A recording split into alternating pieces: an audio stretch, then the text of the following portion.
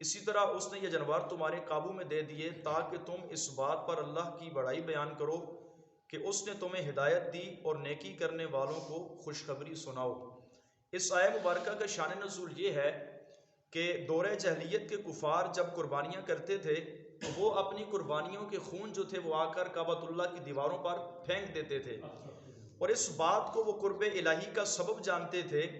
تو جب مسلمانوں نے حج کا کام شروع کیا تو مسلمانوں نے بھی یہی طریقہ اختیار کیا۔ تو اس پر اللہ رب العالمین نے قرآن پاک کی آیت کریمہ نازل فرمائی اور ارشاد فرمایا کہ اللہ کی بارگاہ میں نہ تو جانوروں کے خون پہنچتے ہیں اور نہ ہی ان کا گوشت پہنچتا ہے، البتہ اللہ تبارک و تعالیٰ کی بارگاہ میں پرہیزگاری والی بات پہنچتی ہے۔ اور فرمایا قربانی کرنے والے صرف جو ہے اخلاص اور تقوی کی نیت کریں اور اس کی رعایت کریں۔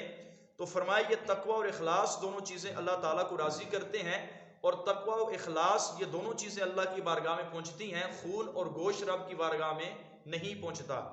اس آیہ مبارکہ سے معلوم ہوا کہ جو نیک عمل اچھی نیت اور اخلاص کے بغیر کیا جائے وہ اللہ تعالیٰ کی بارگاہ میں قبول نہیں ہوتا۔ نیت و اخلاص کی اہمیت بیان کرتے ہوئے امام غزالی فرماتے ہیں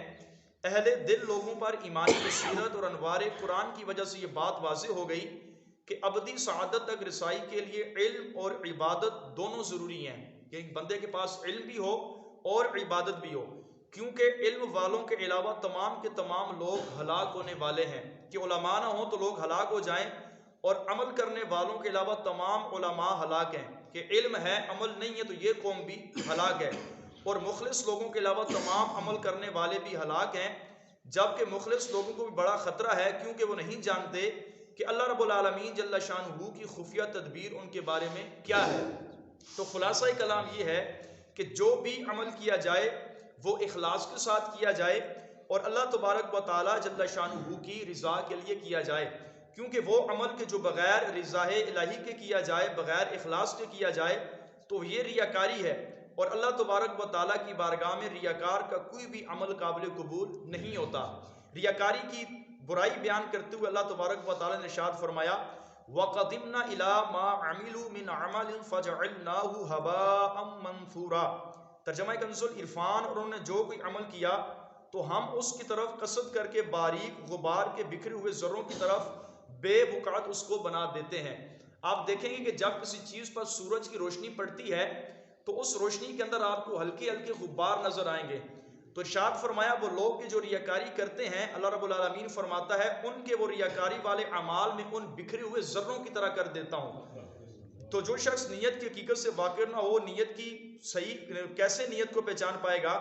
تو دوسرا امام غزالی یہ فرماتے ہیں کہ بندے کے لیے یہ بھی ضروری ہے کہ وہ نیت کو پہچانے کہ نیت کس چیز کو کہتے ہیں اور کون سی نیت کی جائے گی تو عمل اللہ تعالیٰ کی بارگاہ میں قبول ہوگا۔ اسی طرح فرماتے ہیں اخلاص کی تعریف بھی بندے کے لیے ضروری ہے، اور اسی طرح صداقت کی تعریف کا جاننا بھی بندے کے لیے ضروری ہے،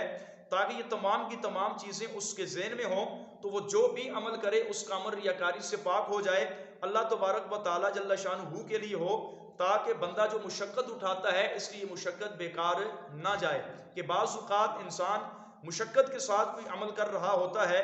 لیکن اس کے اندر ہلکی سی بھی اگر ریاکاری داخل ہو گئی یا اللہ تبارک و تعالیٰ جل شانہ کی رضا ہلکی سی بھی اس میں سے ہٹ گئی تو وہ عمل عند اللہ مردود ہو جائے گا۔ تو اپنے اعمال کو بارگاہ الہی میں قابل قبول بنانے کے لیے بندے کو چاہیے کہ وہ ریاکاری سے بھی اپنے آپ کو بچائے اور فقط عمل جو ہے وہ اللہ تبارک و تعالیٰ جل شانہ کی رضا کے لیے کرے۔ کذالک سخرھا لکم، اسی طرح ہم نے یہ جانور تمہارے قابو میں دے دیے۔ ارشاد فرمایا کہ اس بات پر بھی اللہ کا شکر ادا کرو کہ اللہ تعالیٰ نے ان جانوروں کو تمہارے قابو میں دے دیا کہ تم ان پر سواری بھی کرتے ہو، ان کا دودھ بھی استعمال کرتے ہو، ان کے علاوہ بھی تم کثیر ان سے فوائد حاصل کرتے ہو۔ اگر عام روٹین میں دیکھا جائے تو ایک جانور کے اندر کئی انسانوں سے بڑھ کر طاقت ہوتی ہے۔ آپ بھینس کو لے لیں، آپ گائے کو لے لیں، آپ گھوڑے کو لے لیں، آپ اونٹ کو لے لیں، تو فرمایا کہ اللہ تبارک و تعالیٰ کا شکر ادا کرو کہ اتنے طاقتور جانوروں کو اللہ نے تمہارے قبضے میں دے دیا۔ انسان ان کی رسی پکڑ کے جہاں بھی لے جاتا ہے یہ چلے جاتے ہیں، جہاں باندھ دیتا ہے یہ باندھے رہتے ہیں، جہاں بھی ان کے اوپر سواری کرتا ہے اس کی سواری بن جاتے ہیں، کسی بھی کام کے لیے ان کو لاتا ہے تو یہ انسان کے اس کام میں آ جاتے ہیں۔ تو فرمایا اس بات پر بھی اللہ کا شکر ادا کرو کہ اللہ تعالیٰ نے اتنے بڑے بڑے اور طاقتور جانوروں کو تمہارے قبضے میں دے دیا، تمہارے قابو میں دے دیا۔ اللہ کریم کی بارگاہ میں دعا ہے اللہ رب العالمین ہم سب کو ہر حال میں اپنی نعمتوں پر اپنا شکر ادا کرنے کی توفیق عطا فرمائے، ریاکاری سے بچنے کی توفیق نصیب فرمائے، آمین بجاہ النبی الکریم صلی اللہ علیہ وسلم۔